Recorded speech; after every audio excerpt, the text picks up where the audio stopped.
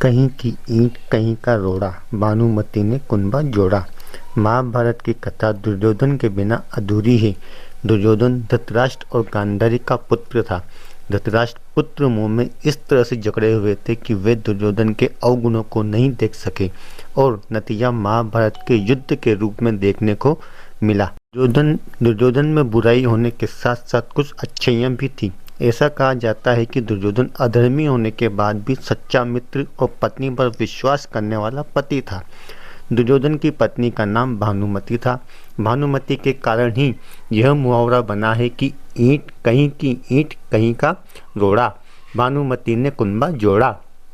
भानुमति काम्बोज के राजा चंद्रवर्मा की पुत्री थी।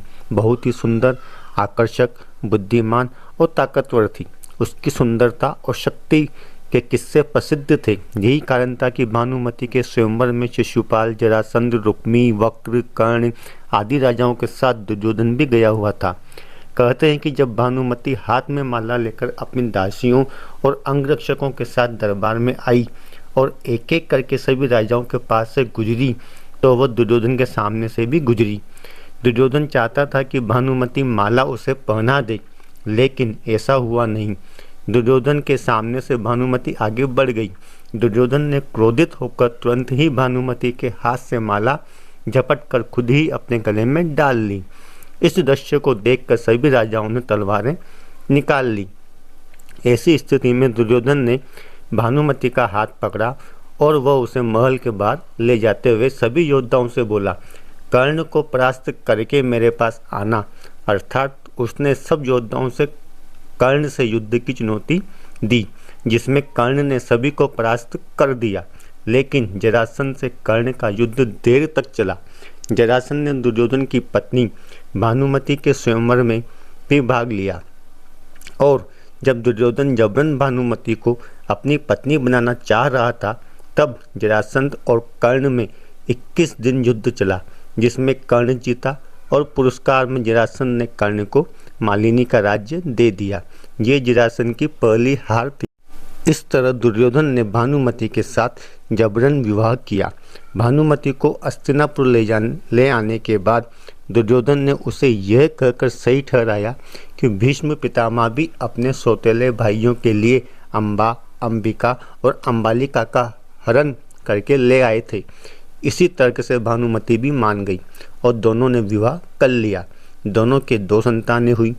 एक पुत्र लक्ष्मण था, जिसे अभिमन्यु ने युद्ध में मार दिया था, और पुत्री लक्ष्मणा, जिसका विवाह भगवान श्री कृष्ण की पत्नी जाम्बवंती से जन्मे पुत्र सांब से हुआ था। दूसरी ओर अभिमन्यु की पत्नी वत्सला बलराम की बेटी थी। बलराम चाहते थे कि वत्सला का विवाह दुर्योधन के बेटे लक्ष्मण से हो। वत्सला और अभिमन्यु एक दूसरे से प्रेम करते थे। अभिमन्यु ने वत्सला को पाने के लिए घटोत्कच की मदद ली। घटोत्कच ने लक्ष्मण को इतना डराया कि उसने कसम खा ली कि वह पूरी जिंदगी विवाह नहीं करेगा। इसी कारण ये कहावत बनी, भानुमति ने दुर्योधन को पति नहीं चुना। दुर्योधन ने जबरदस्ती की विवाह की, अपने दम पर नहीं, कर्ण के दम पर किया। भानुमति का हरण।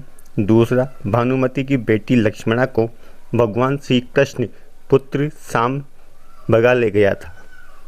तीसरा, पुत्र लक्ष्मण की इच्छा पूरी नहीं हुई और वह अभिमन्यु के हाथों युद्ध में वीर गति को प्राप्त हुआ। इस तरह की विस्मृतियों के कारण ये कहावत चरितार्थ होती है। कहते हैं कि भानुमति का कर्ण के साथ अच्छा संबंध हो चला था। दोनों एक दूसरे के साथ मित्र की तरह रहते थे। दोनों की मित्रता प्रसिद्ध थी। भानुमति बेहद ही सुंदर, आकर्षक, तेज बुद्धि और शरीर से काफ़ी ताकतवर थी। गांधारी ने सती पर्व में बताया है कि भानुमति दुर्योधन से खेल खेल में ही कुश्ती करती थी, जिसमें दुर्योधन उससे कई बार हार भी जाता था। भानुमति को दुर्योधन के पुत्र लक्ष्मण की मौत का गहरा धक्का लगा था, लेकिन उसके बाद ऐसी किंवदंती भी सुनने को मिलती है कि भानुमति ने पांडवों में से एक अर्जुन से विवाह कर ली थी। वीडियो अच्छी लगी हो तो लाइक, शेयर और ऐसे ही वीडियो को देखने के लिए हमारे चैनल को सब्सक्राइब जरूर करें। धन्यवाद।